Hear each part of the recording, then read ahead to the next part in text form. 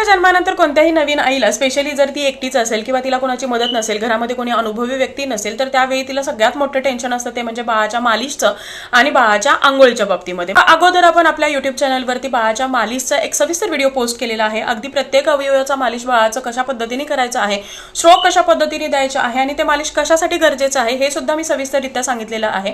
आदित्यच्या बाबतीमध्ये मी ज्या काही स्टेप्स फॉलो करते तर त्या सगळ्या स्टेप्स मी तिथे एक्सप्लेन केलेला आहे. तर तुम्हाला मसाजचा तो जर व्हिडिओ हवा असेल तर तुम्ही आपल्या युट्यूब चॅनलवरती चेक करू शकता. त्यानंतर बऱ्याचशा मम्मी लोकांच्या मला याही कमेंट आल्या की बाळाला एकट्याने कशा पद्धतीने आंघोळ घालायची आहे किंवा आंघोळ घालताना कोणत्या गोष्टी फॉलो करायच्या आहेत याबद्दल सुद्धा एक व्हिडिओ पोस्ट करा. तर त्यानंतर त्याच रिक्वेस्टनुसार आपण आताच आपल्या युट्यूब चॅनलवरती बाळाच्या आंघोळीचा सुद्धा सविस्तररित्या व्हिडिओ पोस्ट केलेला आहे. जर तुम्हाला सुद्धा बाळाच्या आंघोळी बाबतीमध्ये कोणतीही शंका वाटत असेल किंवा काळजी वाटत असेल तर तो आपला व्हिडिओ पाहू शकता.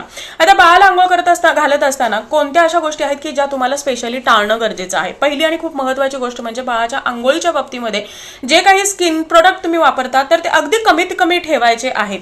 आणि शिवाय हे जे प्रोडक्ट आहे हे निवडत असताना ते केमिकल फ्री असणं, परफ्यूम फ्री असणं किंवा टॉक्झिन फ्री असणं गरजेचं आहे. क्लिनिकली टेस्टेड असायला हवेत. पीएच बॅलन्स आहे की नाही हा तुम्हाला चेक करायचा आहे.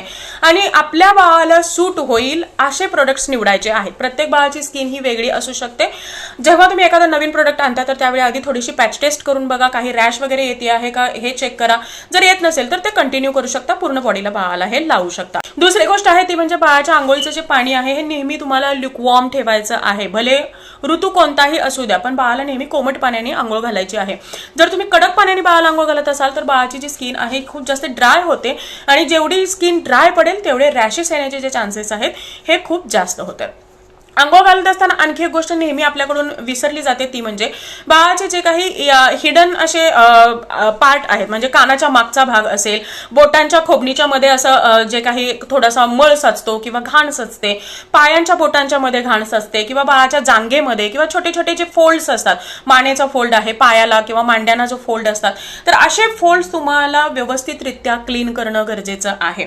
बाळाच्या डोक्यावरून तुम्हाला रेग्युलरली आंघोळ घालायची नाही पण आठवड्यातून 2 ते 3 वेळा तुम्ही बाळाच्या पूर्ण डोक्यावरून आंघोळ घालू शकता. शक्यतो बाळाची जी आंघोळ आहे ही दुपारच्या वेळेमध्ये असावी. आंघोळ असू द्या किंवा मसाज असू द्या हा नेहमी जंटल असायला हवा.